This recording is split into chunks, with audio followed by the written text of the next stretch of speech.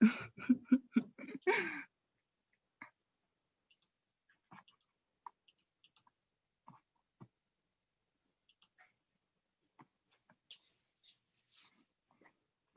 well, welcome everyone. Thank you for joining us this evening. The structure of tonight's event will first be an introduction, then a presentation from folklorist and investigator Benjamin Radford, and lastly, we'll have some time to answer any questions and take comments.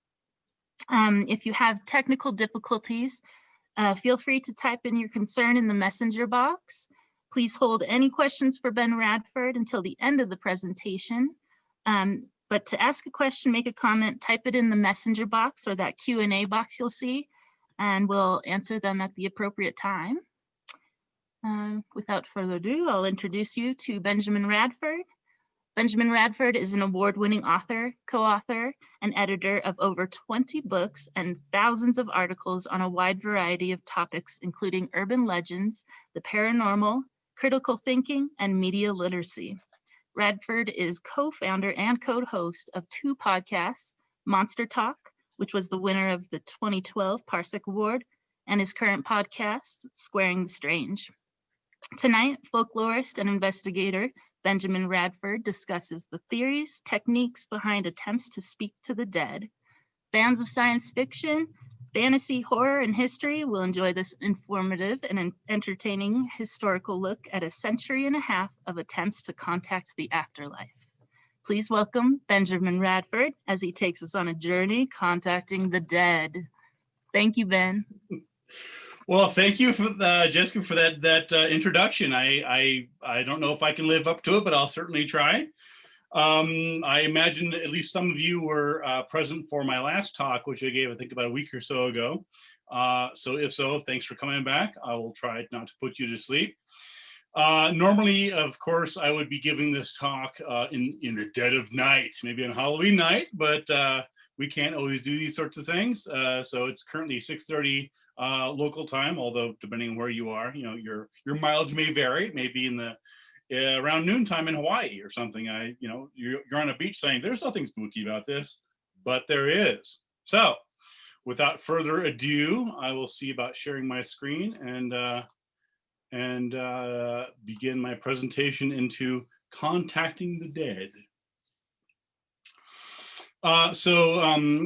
Just as a bit more of a preface for those who don't know, I am a research fellow with the Committee for Skeptical Inquiry, which is a nonprofit educational organization based in Buffalo, New York. I've been with them for 20 some years now, and I do investigations and research. I also do media literacy, outreach, and things like that. And part of what we do is trying to bring science and critical thinking to all manner of topics. Sometimes they're mundane. For example, maybe it's medicines that don't work as claimed. Sometimes it's talking to the dead. So it really covers a wide variety of things, from folklore to urban legends and this and that.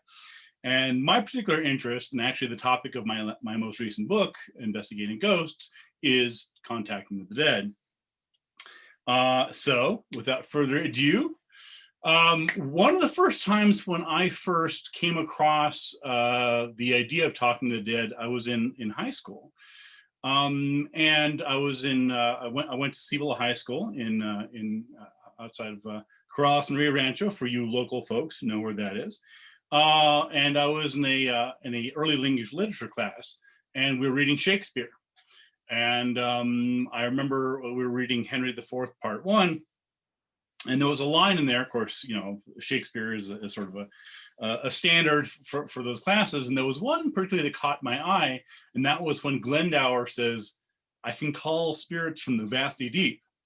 And Hotspur, his somewhat rival, later says, "Why, so can I, or so can any man. But will they come when you do call for them?"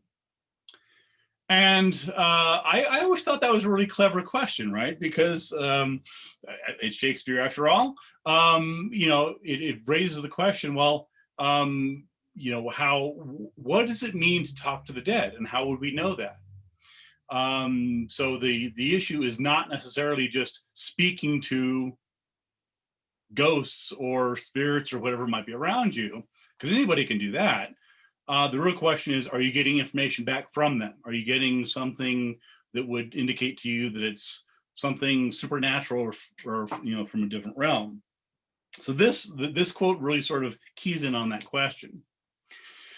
And so when you're looking at ghost investigations and spirit communication from a critical thinking and scientific point of view, and again, there's lots of different ways to approach this. You can look at it from ghost stories.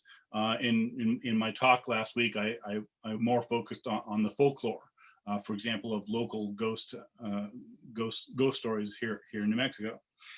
But if we're approaching it from a question of is there such a thing as ghost communication? If so, how would we know? Then we get into critical thinking. We get into trying to figure out, okay, well, let's dig a little bit deeper than just sort of saying, whether there's some spooky sound or something in a haunted house.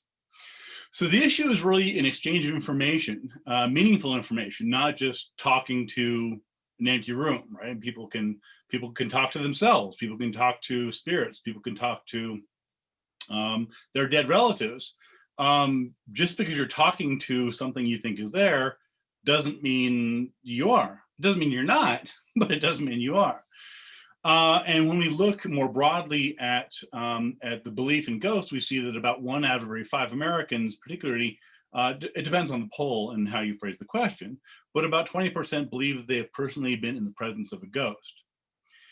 And when you take a closer look at, well, what does that mean to be in the presence of a ghost? And this is actually a key question. And I touched on this in my last lecture, and it's because when you talk to people who believe in ghosts and who have experienced ghosts, as I have, oftentimes you get, when you say, okay, well, when you tell me that you saw a ghost or you were near a ghost, what does that mean? And it usually doesn't mean what the sort of thing that's depicted, for example, on TV shows or horror films. Those are, of course, dramatic and sensational and scary and jump scares and these sorts of things. So many people do believe that they've been in the presence of ghosts and experienced some communication with ghosts. But it's typically nothing like you would see these dramatized, scripted, sensationalized things on TV, and that includes the reality TV shows such as Ghost Hunters, Ghost Adventures, and things like that. So typically, when people talk about being in the presence of a ghost, they're talking about really subtle things. It's being in a place and having a weird feeling come over you, or little small things like a light going out, or finding pennies on the floor where you didn't see them before, or missing keys, or strange smells, little sort of mundane things that could be mistaken for anything else, but within the context and framework of a ghost report and ghost sighting. And particularly if you're going to a place where you believe there's a ghost, then otherwise mundane and ordinary phenomena will be framed and interpreted in that context, right? And so if you're walking through Albertsons or walking through a park somewhere and you smell something weird, you're not necessarily gonna think it's a ghost. Like, well, I don't know, if somebody spilled something, somebody farted, I don't know, right? So however, if you smell something weird in a spooky place where there's a story about a ghost being there, be like, oh, dude, that's a spirit, that's a ghost. And this is actually pretty common, where you have different scents being associated with different ghosts. You see this, for example, at the La Posada Hotel in Santa Fe. And elsewhere as well, you have ghosts that are associated with like a rose perfume or a cigar, things like that. So when we're talking about communicating with unseen entities, it's never clear who or what you're presumably talking to, right? And this sort of gets down to one of the fundamental questions about what ghosts are. And there's different theories about this. There's no one single universal definition of what ghosts are or believed to be. So, for example, some people believe that ghosts are the spirits of the dead. That's a pretty common explanation. And that, for example, if somebody died or was murdered or had some horrible thing happen to them, they would appear in ghost stories seeking revenge, for example, or trying to even the scales, or sort of be avenged in some way so they can move on. Other people say, no, that's totally wrong. That's totally, you don't know. No, ghosts are actually, some people believe that ghosts are sort of a residue of some emotion that happened, like a murder or a jealous rage or something horrible that happened. And that some event happened in the past that it was absorbed, the emotional energy of it was absorbed into the environment. For example, it might be a haunted house or a tree or an object. If you go to Gettysburg, for example, or the site of the Civil War battles, there's lots and lots of stories of Gettysburg ghosts. And people will claim that literally the hills and trees at Gettysburg are filled with ghosts, not metaphorically, but literally. And so this is one of the common themes that you find. Other people say, no, that's all wrong. It's actually projections that people put out into the world. So the point here is that there's a lot of different possible definitions of ghost, and it varies from person to person. So there's the sort of common ideas about them, but when you talk to ghost hunters, people who go and look for ghosts, and when you talk to people who experience ghosts, there's no agreed upon definition. So one person might think of a ghost as being something they saw on a TV show. Another person might say that's ridiculous. A ghost is a friendly, loving spirit that looks after me when I'm at home. And traditionally and historically, when you're looking at ghosts shared certain characteristics with, for example, fairies. You can look at British folklore, for example, and angels and devils. And it's a tricky task of distinguishing between them, because oftentimes there's lots of overlap. So when you look at these experiences, when you read books about people saying that they've encountered fairies, both in hundreds of years ago and actually in modern times, or in Scandinavia or Iceland, encountering elves or trolls. Again, different folklore from different places around the world. Oftentimes there's lots of similarities. So it's not like, well, that's obviously a ghost and this is obviously something else. There's lots of similarities. And again, how you interpret that experience depends on many things, including the culture and context. And so mysterious, mischievous actions would have been attributed to different entities at different times. So for example, if there's some sort of mischief going on, if there's some weird mark on a horse, for example, in Santa Fe or Taos or Corrales or something, that might be attributed to a ghost. Whereas that same mark on a horse, for example, in Central America, say in Guatemala or Nicaragua, might be attributed to something else called a duende, which is a small human figure, 3 or 4 feet tall, that walks backwards. His feet are actually backwards. And so if you go to those countries and you talk to people and you talk to them about the folklore, that's what they'll tell you, is that there's these different creatures and things, and that's one of the things they do.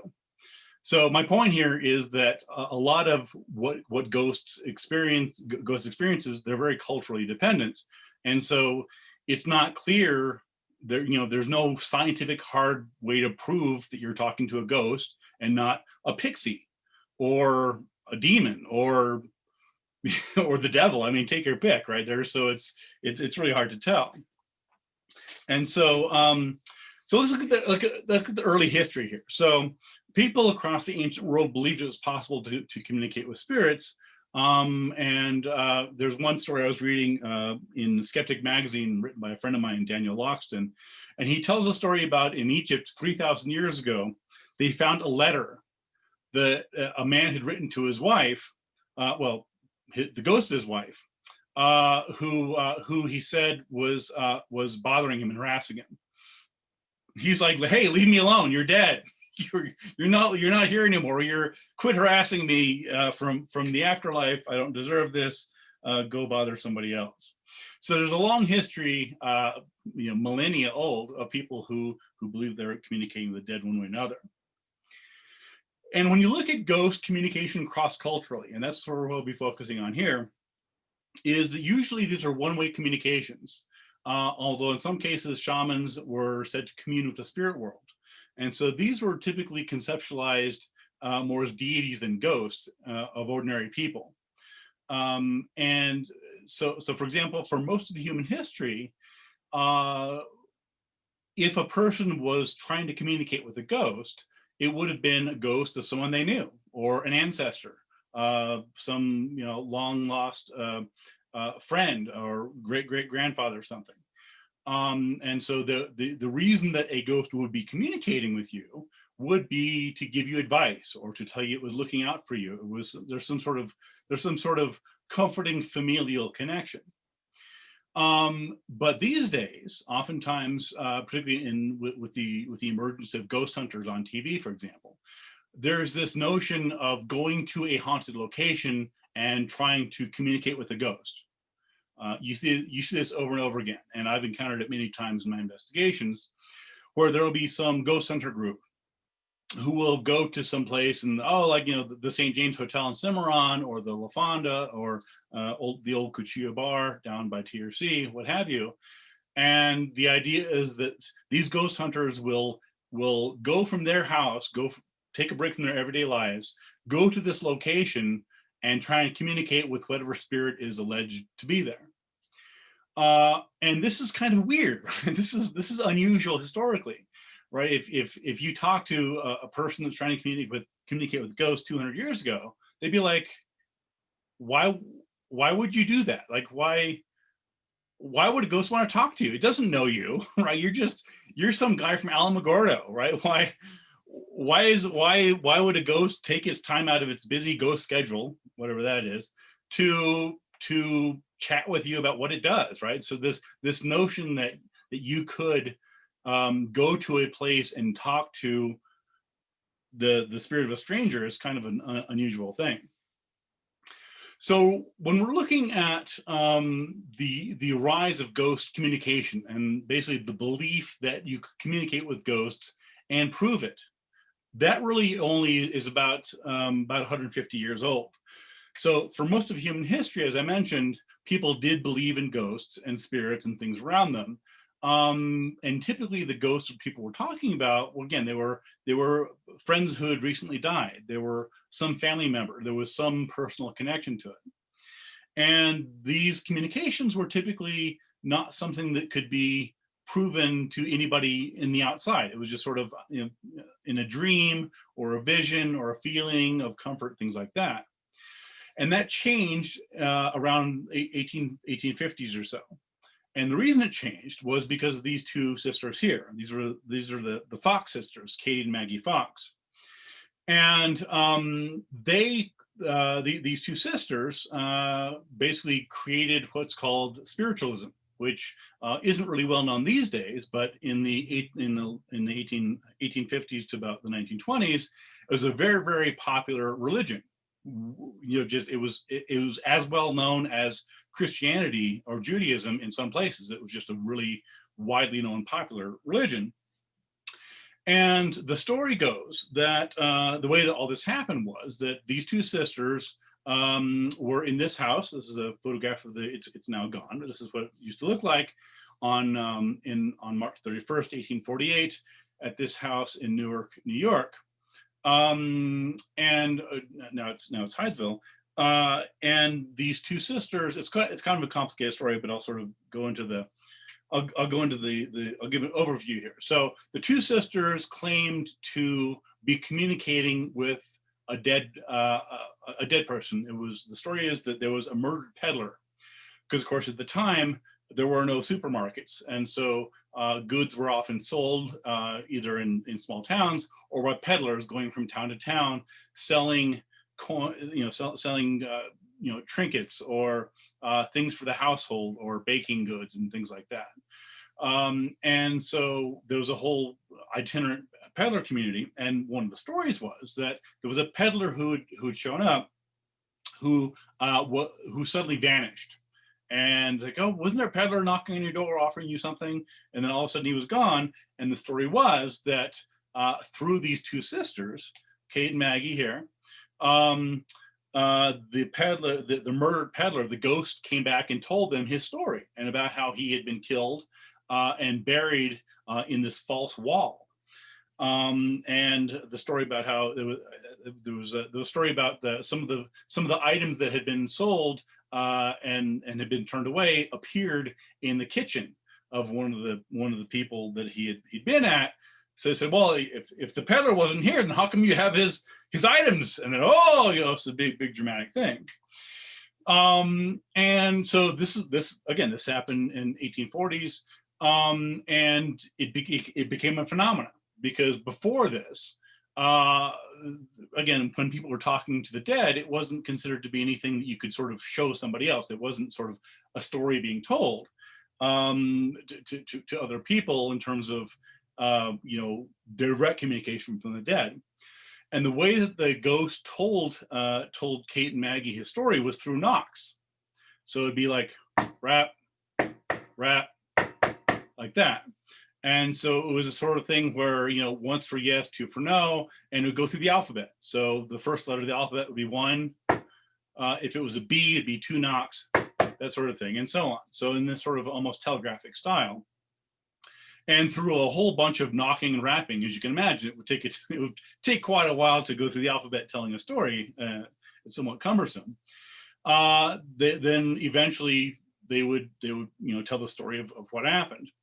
And the Fox sisters became famous across the country and Europe for their ability to communicate with the spirits of the dead, and they drew enthusiastic crowds for decades. They went on tour, the Kate and Maggie Fox the Spiritualism tour, because audiences were amazed by this, because they weren't hearing knocks from murdered ghosts in their house, and so these two sisters claimed to have all this whole thing done, and this sort of launched the craze in the mid to late 1800s of spiritualism and table tipping. So as I just mentioned, there was the knocks and the raps that led to table tipping, which we see here. Usually the tables were had 3 legs instead of 4, because they were more easily tipped.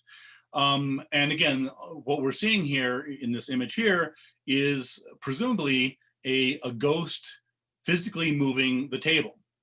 So the idea is that everybody there is just touching the table lightly, and it's really a ghost that is moving the thing. So you have ghosts communicating through moving objects and that sort of thing. So this really caught on, and for several decades afterwards, many self-proclaimed psychic mediums would continue the practice, pretending that the knocks in darkened seance room came from the spirit world instead of from the medium or her employees. So this again, as I mentioned, this was a huge thing in the late 1800s, and so you had spirit writing. You had in this image you see, for example, a guitar floating in the air. And typically the spirit mediums, including, and again, the Fox sisters were the first ones to really do it, but there were lots and lots of copycats.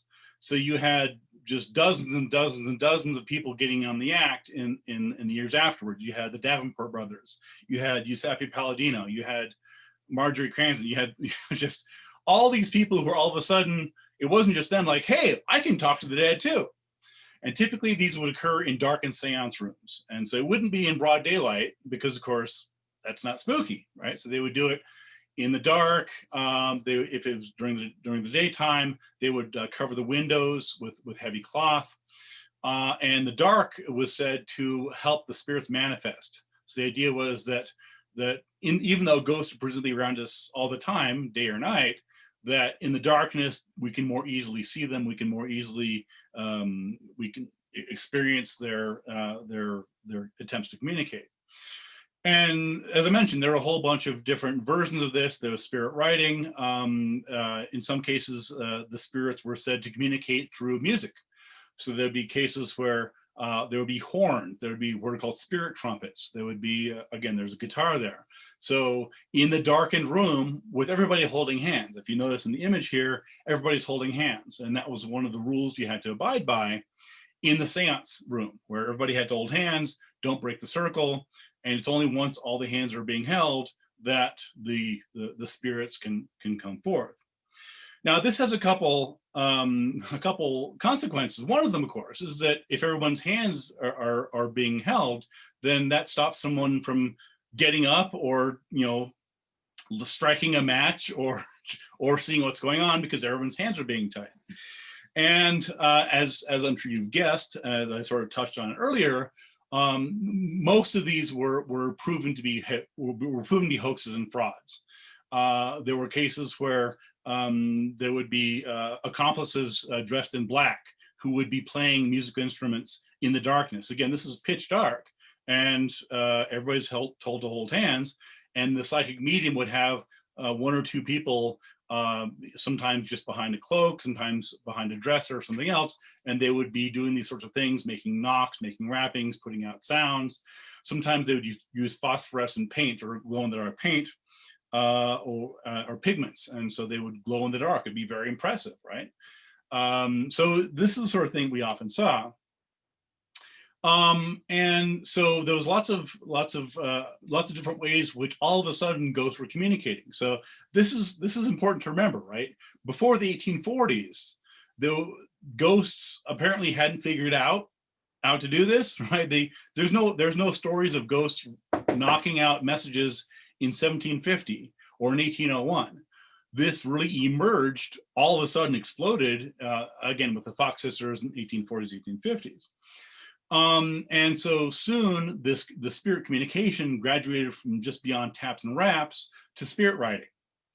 Now, as I mentioned, you know, this is important development in ghost writing, because as I mentioned, if you're just dealing with knocks and raps, if you have to knock out, you know, 10 knocks to get a J and 26 knocks to get a Z, that could take forever, right? You're like, come on, get along with it. I got places to be, tell me the story. So soon, the ghosts somehow learned to, often through spirit mediums, to write. And so there was what was called automatic writing, a spirit writing. And this would be where eventually the knocks and raps sort of faded away. And so the spirit medium would go into a trance, and they would get a piece of paper and a pencil, and they would just write scribbles that sort of came into them. Sometimes they would shudder, sometimes they would, you know, have these motions, and they would gasp, and there'd be this sort of whole performance. And they would start writing, and they would write messages out. And so one of the people there would say, oh, you know, is this my dear Henry? He died, you know, 10 years ago. Henry, are you okay? And the spirit would say, yes, I'm okay. Things are fine on the afterlife, that sort of thing. And I've seen this happen in person. Even though ghost writing and spirit writing is sort of traditionally thought of as being sort of having faded away 100 years ago, to this day, you can find places in America where ghosts, where spirit mediums claim to channel ghosts. I've seen it 3 or 4 times, including at a haunted Fort George in Canada, Ontario, where there was a psychic medium that was allegedly communicating with ghosts. I talk about that in one of my chapters in my book, Investigating Ghosts. But anyway, so the point here is I'm trying to take you through the idea of ghosts being largely incommunicative, non-communicative for millennia, except through dreams and visions, and sometimes sort of odd feelings. All of a sudden you have ghosts knocking and rapping and moving things and making sounds. And then you pretty quickly have ghosts writing out through a medium information and even books. And the ghosts would often use chalk and slates or pencil and paper, and they would pass along these long, effusive letters of love and reassurance to their still living relatives. And if you recall, at the beginning of my talk, I talked about how the important thing to zero in on when you're talking about ghost communication is there an exchange of communication? Is there information that only the ghost would know that can be verified? And in most cases, there are some exceptions, but in most cases, the information that came from the other side, the capital O, capital S side, other side, was, you know, yes, I'm here on the other side. Heaven is wonderful. I love you. Say hi to the kids. Hope things are well.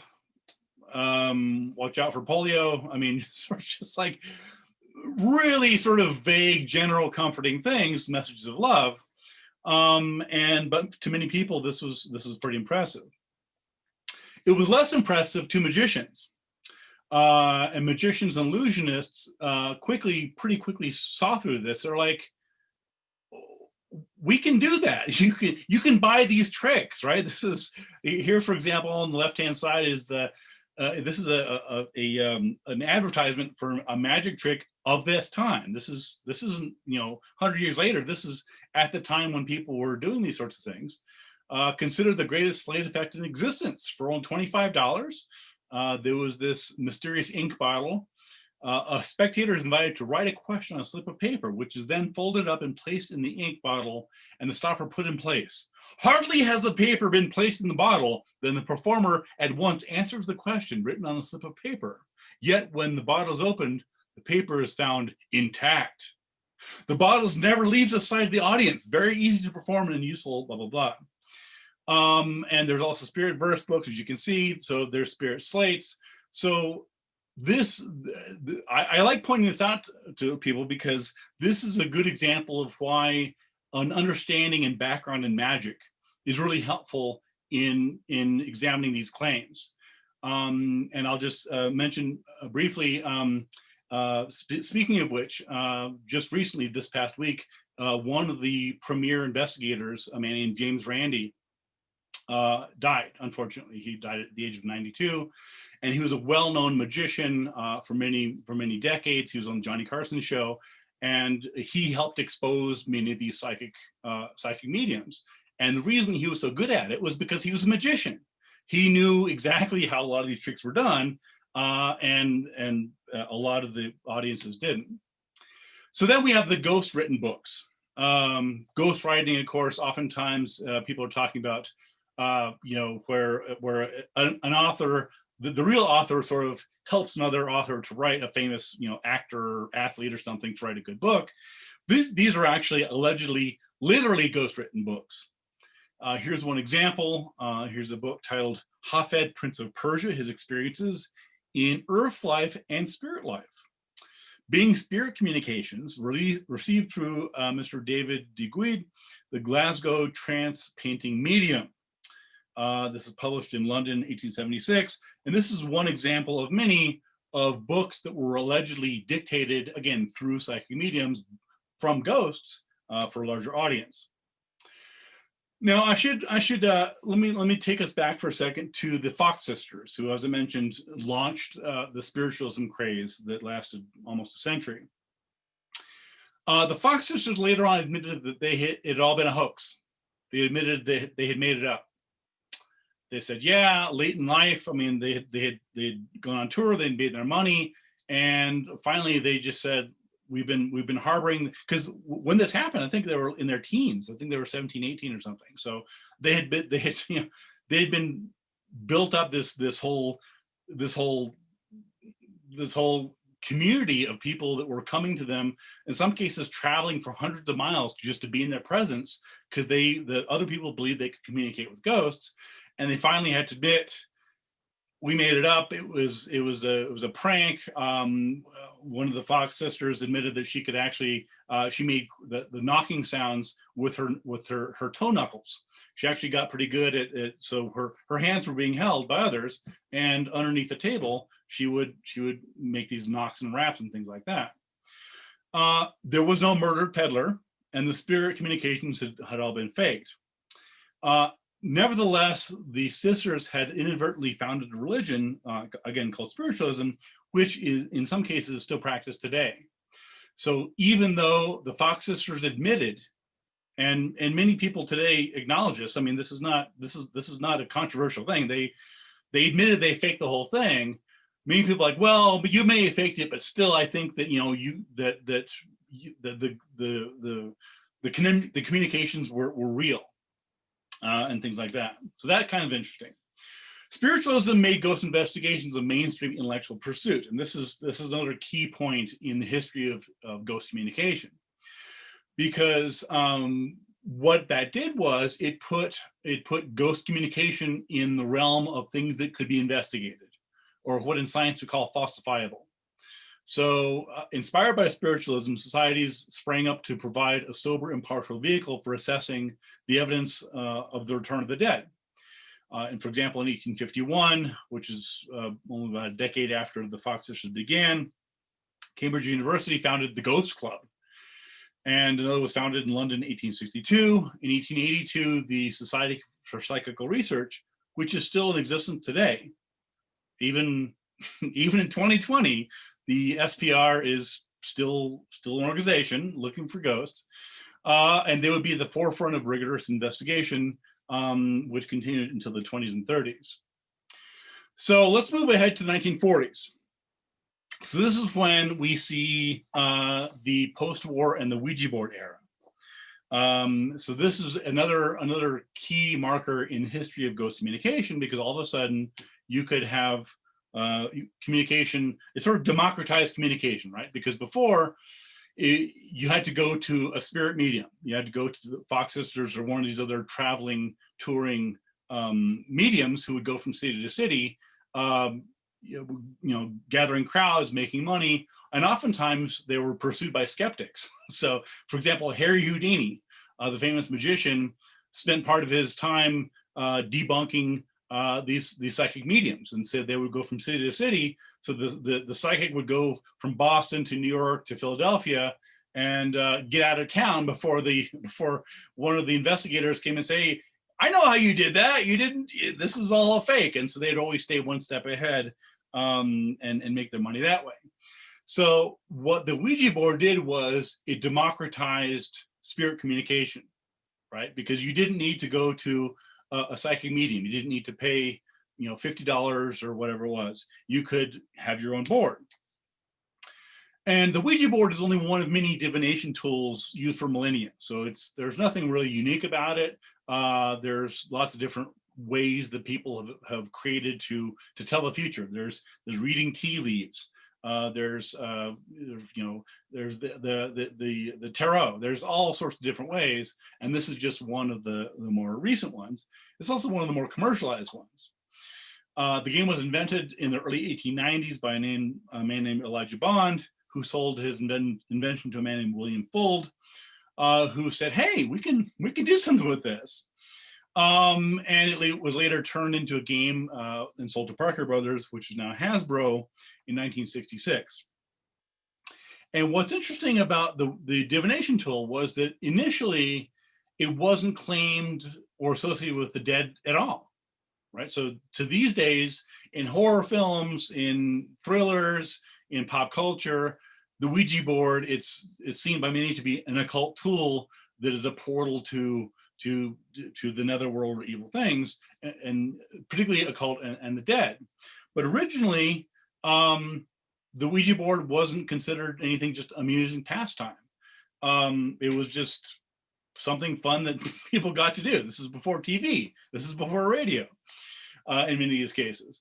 And it wasn't really until a woman named Pearl Curran, who was prominent in spiritualism during the World War I era, began touting it as a tool for contacting the dead, finding, not just contacting the dead, but seeking advice, finding missing objects, telling the future, things like that. And so again, the Ouija board, now very closely associated with contacting the dead, originally was right there. You can see the ad for it. The magic game. Remarkable, interesting, and mystifying game. Great mirth making for parties. Apparently answers questions concerning past, present, and future. So again, there's no notion of contacting dead or anything else like that. And it wasn't until Curran got involved that she sort of gave it its reputation. Now, what about Pearl Curran? Well, she is known for having written a book titled The Sorry Tale, among others, by a woman named Patience Worth. And so Curran actually dictated several books through the Ouija board. and she wrote under the name Patience Worth, which she believed was the spirit that she was writing for. So here you see the genius of the Ouija board from 1957 it is. And so she made a fortune and became prominently known for writing books by ghosts. I don't know how else to put it. Dictating, having ghosts communicate to her, and then she would write out. And again, this is another step in the evolution from knocks and raps to spirit trumpets to automatic writing. All of a sudden, we have publishing. There were, of course, Ouija skeptics. Among them was Thomas Edison, who wrote in his diary, quote, "Why should personalities in another existence or sphere waste their time playing pranks with a table?" So Edison was not impressed with this. And so we can look at the Ouija board and sort of see what's it about. Is it really communication with it? Here's a quote from a book titled Paranormality by Richard Wiseman, who's a friend of mine, colleague, and he's a psychology professor in the UK. He says, quote, "Unfortunately for spiritualism, Curran's writings failed to provide convincing evidence of life after death. Try as they might, researchers were unable to find any evidence that Patience Worth actually existed." Again, remember, Patience Worth was the ghost that Curran was channeling, allegedly telling her true story. And linguistic analysis of the text revealed the language was not consistent with other works from the period. The case for authenticity was not helped by Patience writing a novel set in the Victorian era, some 200 years after her own death. So it's like, it's one thing to say that you're communicating with a ghost from the 1500s. It's another thing to talk to that ghost who lived in 1540 and the ghost is talking about the Kennedy assassination. It's like, okay. Eventually, even the most ardent believer was forced to conclude that Pearl Curran's remarkable outpourings were more likely to have a natural, not supernatural explanation. So again, even at the time, people were saying, "Hold on, this isn't right. These ghost dictated stories aren't they're not factual. They're not being based in reality." But because of its prominent place in pop culture as a conduit to spirit, the Ouija board has been a staple of horror films for decades. The Uninvited, The Exorcist, Changeling, Paranormal Activity, and so on. And so Parker Brothers, who owns the game, of course, they don't want to be associated with anything satanic or evil. They want to sell games. So, if you go to Target or Walmart, wherever, and buy a Ouija board, it's not going to say, "Hey, everybody, contacts the dead," because many fundamentalist Christians and others are leery about it contacting the dead or the claim. So once again, you have the Ouija board being marketed as a parlor, as a parlor trick. And just by the way, if you want to test a Ouija board for yourself, there's an easy way to do it. And I can get into more details in the Q&A later on, but basically the way to test a Ouija board is to blindfold all the participants. So if you have 2 or 3 people who are each holding the planchette, moving it around, asking questions, just make sure they can't actually see where the letters are being spelled out. You can also do this, for example, with a cloth or a piece of cardboard over it. And when you do that, you find that suddenly the Ouija board is spelling out gibberish. So when the people involved can see the board, it's spelling out yes and no and answering questions. But when the people involved themselves can't see the board, nothing comes of it. And that's very strong evidence that the communication is not from another dimension or a ghost, but the people involved, right? Because the ghosts can presumably see the board, right? They don't. The ghosts know where yes and no, 1, 2, 3 letters are. So it wouldn't make any sense if the ghosts have to go through human eyes. So let's move forward to the 1950s and the origins of EVP. So for those who don't know, and I'll just sort of summarize this quickly, but EVP is what's called electronic voice phenomena, or sort of ghost voices. And it's still talked about today in ghost hunting circles, but the origins, again, date back to the 1950s. And if you see in the book Spook by Mary Roach, it has a really good section on this, and I wrote about it in my book as well, Investigating Ghosts. And basically, the EVP phenomena got started in 1959 when you had a painter, opera singer turned painter, who set up a microphone on the windowsill of his country home outside of Stockholm to record bird songs. And he thought it was really strange. Well, all of a sudden he heard a male voice calling out, and he was baffled by it, and he believed he didn't know what to make of it. And he's like, oh, this is so weird, right? I'm recording sounds of birds, and suddenly there's this voice. What could it be? And he came to believe that it wasn't ghost, but ET. He believed that aliens were actually communicating through the tape. So originally, EVP had no connection to ghosts at all. It was just sort of these odd extra, what seemed to be voices that the guy that found it thought was from aliens. Another guy named Konstantin Rodive, who's a psychologist, heard about Jurgensen's tapes research, and he's the one that said, no, give me more of these. These aren't aliens. These are the voices of the dead.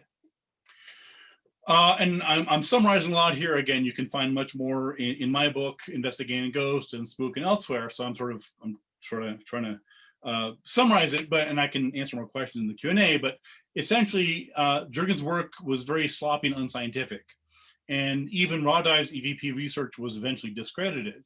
And in all the cases they really investigated, the voices and sounds that seemed to be these anomalous ghostly voices had earthly sounds. In some cases, there are people that were walking but weren't heard, were walking nearby but not heard by the person there. In some cases, they're radio broadcasts. The Society for Psychical Research, who I mentioned earlier, commissioned an electronics expert to investigate EVPs, because again, they're part of the reason for existing is looking into the spirits of ghosts. And I should be clear that the SPR is not known for being super skeptical. I mean, they've done some good work, using critical thinking, but in general, they're sort of more on the believer side and whatever else. And even they concluded that the voices, the so-called ghost voices, weren't ghosts at all. They were natural phenomena, ambient sounds, interference, and things like that. So that was the 1950s. So let's move to the 1970s, because all of a sudden we have a resurgence of interest in contacting the dead, but there's a twist to it. The spirits being contacted were their own in former lives. So the idea was that all of a sudden the new little twist in the 70s is when we have the emergence of the New Age. So this is the age of Aquarius. This is where people are talking more about different realms and Atlantis and things like that. And one of the part of that was past lives. And so the belief was that these voices and these messages were coming from ghosts, but it was ghosts inside yourself. So it wasn't people who were necessarily going out to some location to get a story from some external ghost somewhere else. It was somebody re-experiencing something that somebody who had lived and died was going on. The most famous example of this was the Bridie Murphy case. And this was a woman who in 1952 claimed to have lived as an Irish woman living in the early 1800s. And again, it's a complex story. I'm summarizing quite a bit here, but this gets into recovered memories and psychology, hypnosis, and so on. In the case of Bridie Murphy, for example, once again, as we saw with Patience Worth, we saw that when people did investigations, a lot of it didn't turn out to be true. I'll touch on that in a second. So in the 1970s, we had a surge in spirit-dictated books. As I mentioned, the spirit-dictated books have been going on since at least the 1900s, but all of a sudden, it was really flourishing among crystals and psychic mediums, and you had these people generating these stories. The practice largely fell out of favor in ghost hunting by the 1950s, although in the 60s and 70s, many books were being published by essentially ghosts, that is, spirits that were disincarnate, that had once lived and were no longer. Here's a couple examples. On the left is a story, a book by a woman named Ramtha, also known as J.Z. Knight. She's a woman. I've always thought she looks a bit like Linda. What's her face on Dynasty? Anyway, Linda Evans. But she was very, very popular in the 70s and 80s. And Ramtha, whose name is at the bottom of her book there, is allegedly the spirit of an Atlantean warrior that died thousands of years ago. And so J.Z. Knight, channeling Ramtha, would write all these books. I think she's written at least a half a dozen or more, talking about, basically dictating the story from ghosts and the spirit. On the right-hand side, we see another very popular series, the Seth Speaks series. And this is written by Jane Roberts and her husband. And she would actually dictate the stories to her husband, who would write them down. So Jane Roberts would go into a trance, and she would claim to be possessed by this spirit, and she would relate to her husband what the ghost was doing. In the 1970s, 80s, we had more media depictions. Here, of course, is The Exorcist, of ghosts and spirit communications, the Amityville Horror. There's Poltergeist, and the Poltergeist image is interesting because, once again, you have a spirit communication through TV. So you have in the image, you have this static, this sort of ultimate randomness, visual randomness on the static TV. And then the girl famously says, "They're here." And once again, you have ghosts communicating through that.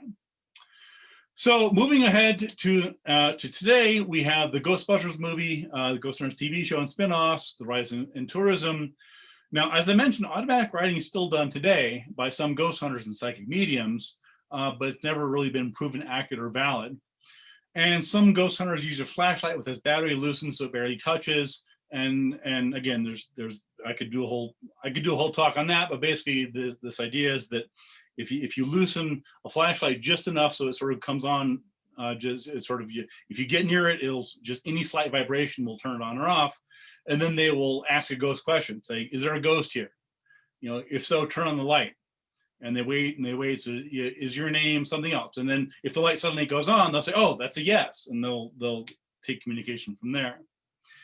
So moving ahead to seances in the 21st century. So as I mentioned, and again, I'm going to go through this pretty quickly because I already touched on it, but there's two primary ways that people claim to communicate with ghosts today. The first one is psychic mediums. And as I mentioned, the second one is EVP, or democratized mediumship, which I've touched on before. So the psychic mediums are pretty straightforward, right? So you have people like Sylvia Brown, who died a few years ago, James Van Prague, Alison Dubois, Carla Barron, John Edward, Teresa Caputo, and those sorts of people, and many thousands of others. They're just the highest known ones, who often have TV shows and things. They claim to talk to the dead. So here's a couple of examples there.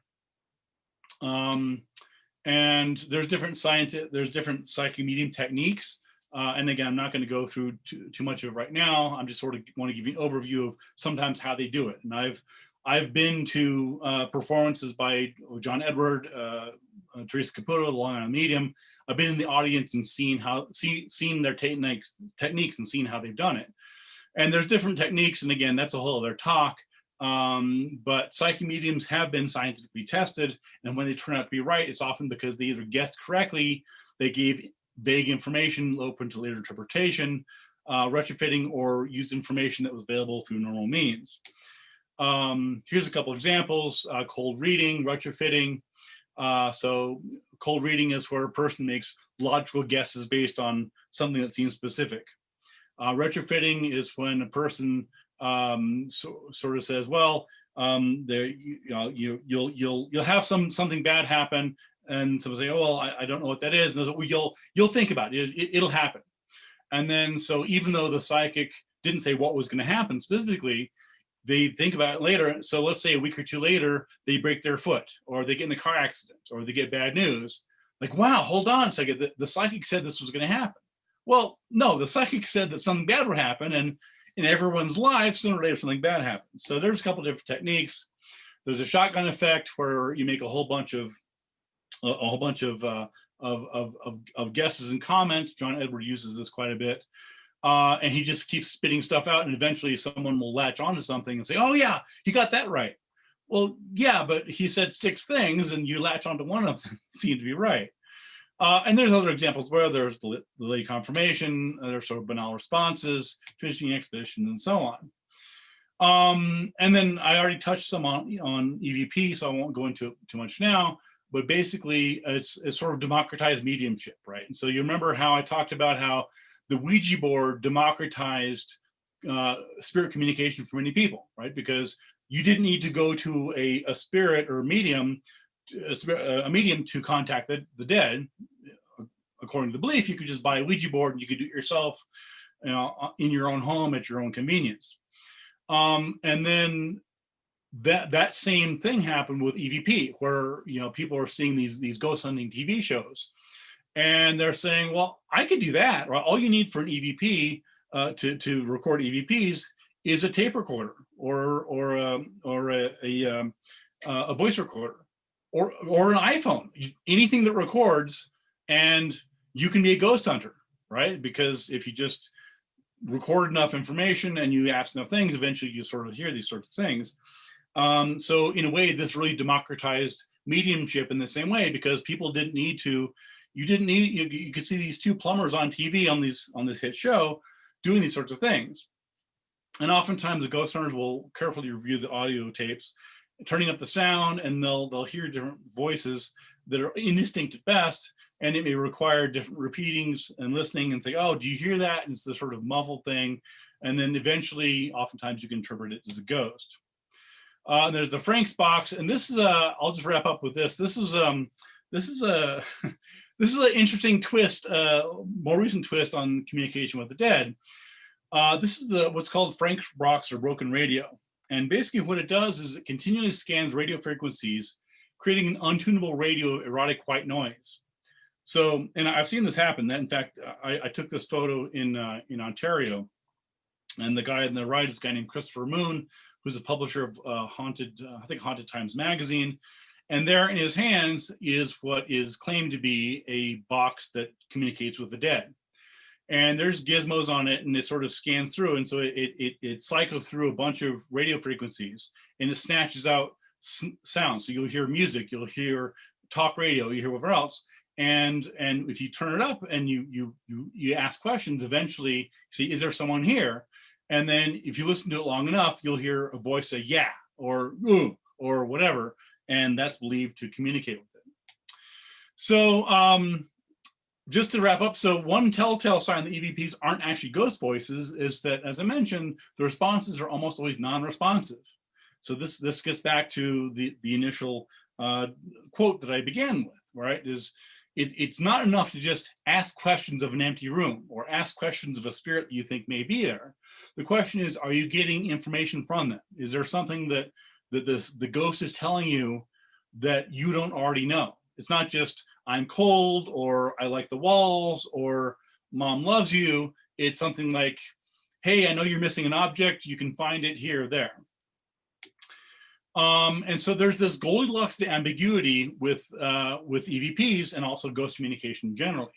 They can't be too faint, otherwise it won't be noticed, but it can't be too loud or too clear, because it won't be believable, right? If you had a ghost voice that was obviously someone saying, yes, thank you for contacting me. Boy, I'm a ghost. I've been here since 1950, and I'm so glad you ghost hunter showed up. Let me tell you, I mean, no one would believe that, right? And so it has to be this sort of ambiguous area where people are finding it useful.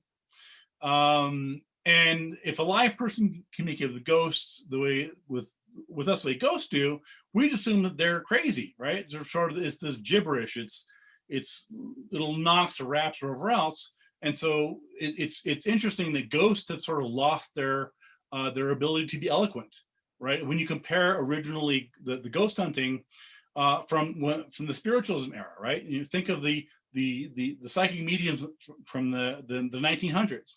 People would write long, eloquent, ghost-written stories, and my beloved Annabelle, I love you, I miss you so much. And there's these long, intricate, flowing narratives that have basically all but vanished today.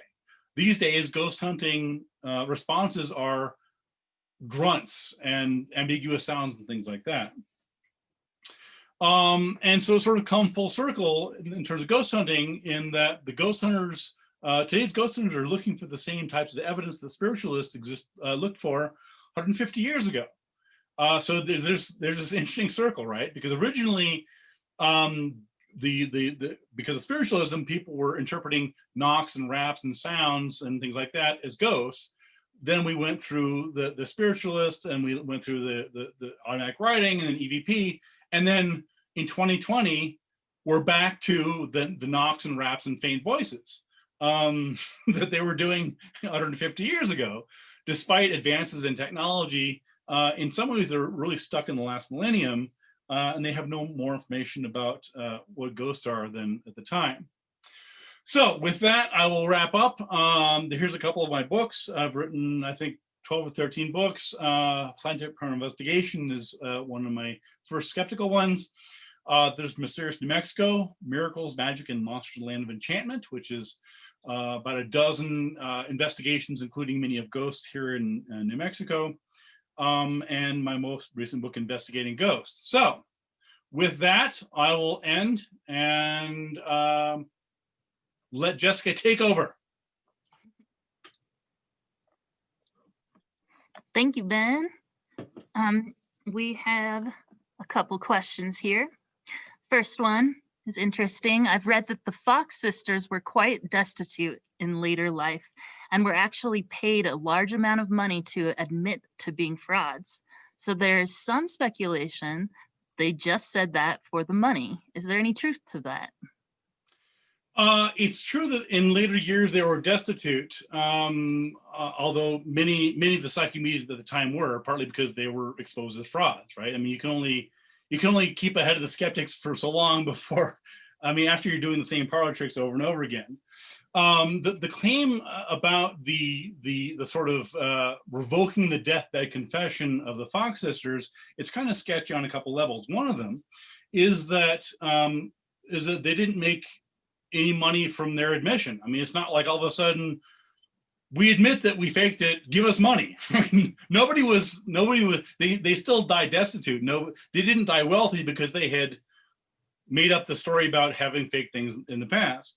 The other thing to keep in mind is that, again, the Fox sisters had shown how they had done it. So not only would they have to admit to having done it, they would have had to sort of fabricate. They'd sort of remember when we said this is how we did it. And the other aspect to it, which oftentimes gets lost in all this, is that, and I touched on this before, is that there's no corroborating evidence of the murdered peddler. See, this is another key here, right? Because if the Fox sisters had made it up, and or if they had falsely retracted their confession that they made it up, that would mean that there really was a murdered peddler and his body would be found and there would be stories around it, because that would mean that all that was true. And people have investigated this. They've looked for the murdered peddler. In fact, a friend of mine, Joe Nickel, has gone to the place in Hydesville, New York, where the murdered peddler body was supposed to be between these two walls. There's nothing there. So there's literally no corroborating evidence that their initial story was true at all, whether they later retracted the confession for money or not. That makes sense. Can you tell us about a paranormal experience you've had that you consider to be authentic? Ooh, considered to be authentic. That's a tricky one. You know, I've certainly encountered. It depends on what you mean by authentic, and I'm not trying to play pedantic games. It just sort of means it sort of depends on how you define it. I mean, you know, there's certainly been cases where I've been in a place and been creeped out because I'm human, right? It's cold, it's dark, you're in some place, you know, you're away from home, it's 2 a.m, it's supposed to be haunted. You know, anybody can get creeped out about that. Part of the problem here is that in order for me to say that I had experienced a ghost, I would have to, in my own mind, be confident enough that I know what a ghost was, right? And so I can tell you I've had weird experiences, but I can't tell you that my experiences were so obviously outside the ordinary realm that it'd be like, that must have been a ghost. That could not have been anything but a ghost. And that actually brings up a question that sometimes comes up with when I'm dealing with ghost believers and outside the sort of the folkloric angle, is sometimes more skeptical or science-based critical thinking investigators will be accused of being closed-minded. Like, well, you're just closed-minded. You just don't want to believe X, Y, or Z. And I said, well, hold on here. All I'm saying is that again, I'm approaching this from a folkloric point of view, a historical point of view, and all I'm saying is that if I experience something weird, I couldn't tell you in all honesty it was a ghost. And if you can tell me that, then you're telling me that you've ruled out all the other information. You're saying that you know all about the environment, that you're sure that you could not have misunderstood something, you couldn't have misperceived something. So I would turn the question around and say, well, who's the closed-minded one here, right? Is it me for saying that I can't honestly tell you that I'm sure this is a ghost? Or is it someone else coming to me saying, I experienced something weird, it must be a ghost, it couldn't be anything else? To me, that's more closed-minded, because you're saying, well, really? You're absolutely sure it couldn't be anything else? It couldn't be a prank, it couldn't be a hallucination, it couldn't be, your perception is so perfect, your memory is so perfect that you know everything and that it must be a ghost. Like, so that would sort of be how I'd answer that. That's a good answer. Let's see. I've heard that Thomas Edison tried to invent a special telephone that would contact the dead. Was he successful? Oh, good question. That is an excellent question. In fact, I was asked this the other day. The Thomas Edison story is actually not true. I mentioned Mary Roach's book Spook, which is a good book. You probably have it in the library. I have it right here behind me somewhere. Mary Roach has a really good section in one of her books that I think is 3 or 4 pages that talks exactly about this. So the common misperception is, just as they said, that when he died, Edison was trying to work on a device that would communicate with the dead.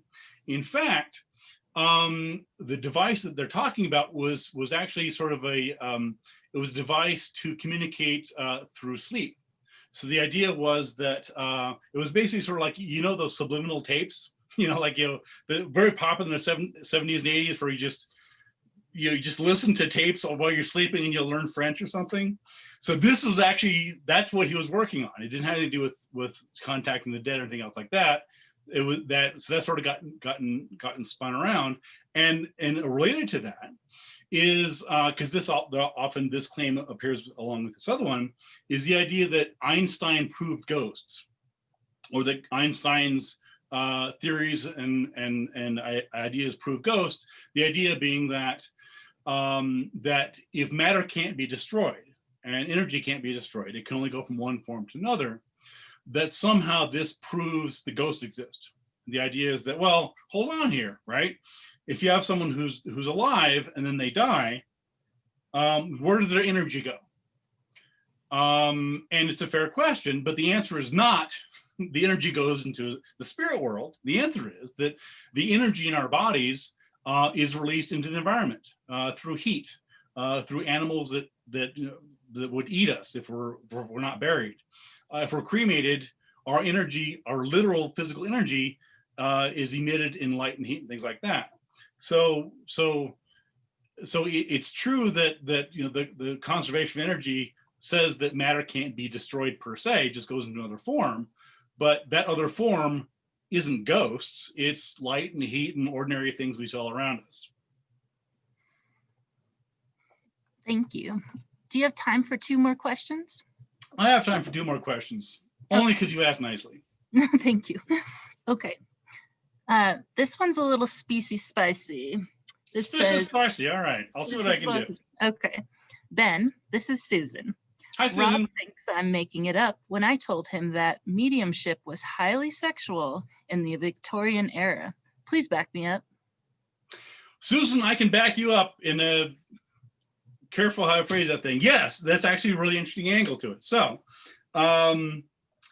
yeah, so that's another aspect to it. So what you find is that initially when you're looking at the emergence of spiritualism, of course, a lot of times when this was emerging, women didn't have power; they couldn't vote. This is for the suffragette movement and so on. And so one of the ways in which women would gain power would be through mediumship. And so they would look at the Fox sisters, perfect example, right? These otherwise two country girls who would have lived and died within 100 miles of their house and no one would have heard from them. They claimed to have talked to the dead and they became wealthy. They toured, they had people coming to them. They met celebrities. So that's a perfect example. And again, there's many other spirit mediums. I mentioned Giuseppe Palladino, Marjorie Cranston, and many others. And most of them were women, just parenthetically. So there are and were a few male spirit mediums. Most of them are and were women. And again, part of the reason for that is that through adopting this mantle and the prestige of being a spirit medium, you can tap into the women's intuition thing, like, well, we're sensitive and this and that. At the same time, you can gain power and prestige and money, and you can also say things that would be impolitic, that women wouldn't normally be able to say out loud.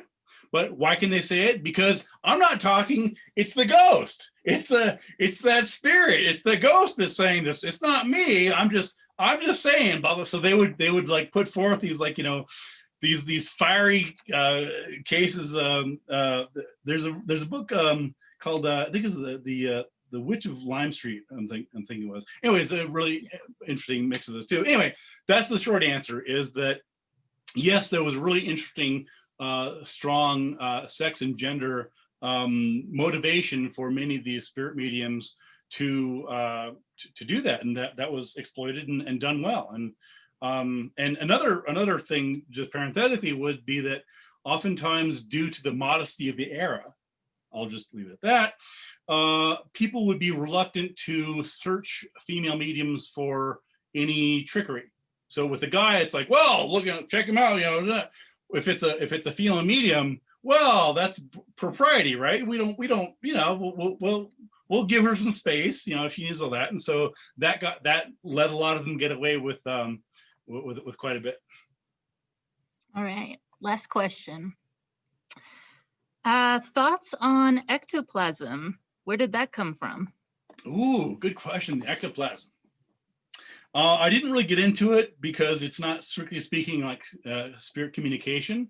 But yeah, so ectoplasm was allegedly something that was supposed to be manifestation of the spirits, right? And so this would often occur in the context of seances. So you would have spirit mediums who, in addition to speaking in voices that they wouldn't normally do, and having trumpets and tambourines and things in the dark, in some cases they would generate ectoplasm.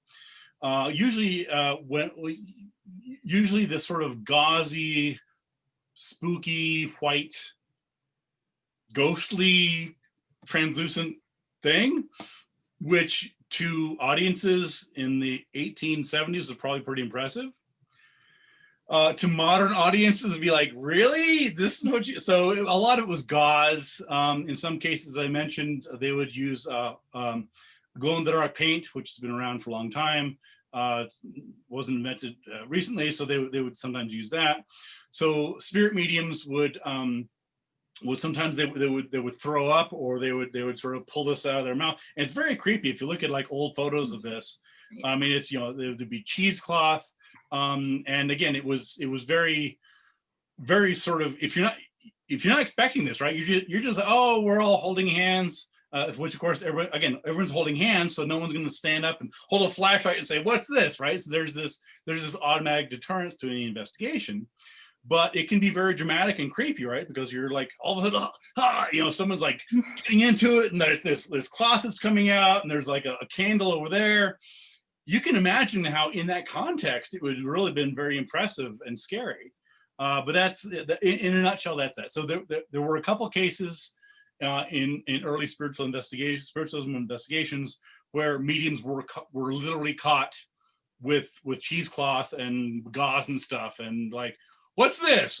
Oh, I don't know how I got there. Oh, damn, I don't know where that came from. Yeah, it sounds gross either way. Yeah. Well, thank you so much, Ben Radford. And thank you everyone for joining us this evening. You can learn more about Ben Radford at benjaminradford.com. Check out his books. And thank you to Friends of the Santa Fe Public Library for sponsoring this event. Be sure to check out Santa Fe Public Library calendar for more of our upcoming programs. Tomorrow night, you might want to attend to get a completely different perspective on contacting spirits. We have Jane Phillips, our local Ghostbuster and psychic. And Friday, we have an encore presentation with Anne Murdy on the traditions of Day of the Dead. I hope to see you all there. Thanks again, Ben. Happy hauntings, everyone. Stay safe, read books, and have a great night. All right. Stay safe. Bye.